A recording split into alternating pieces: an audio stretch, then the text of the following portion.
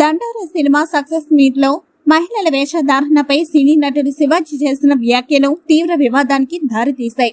ఈ వ్యాఖ్యలను అనుచితంగా భావించిన మహిళా కమిషన్ శివాజీకి నోటీసులు జారీ చేసింది. ఈ నోటీసుల నేపథ్యంలో మహిళా కమిషన్ ముందు శివాజీ హాజరయ్యారు.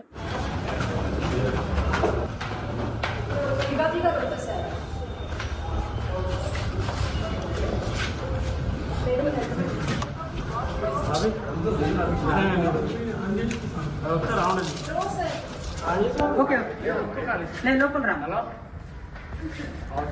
Madam madam madam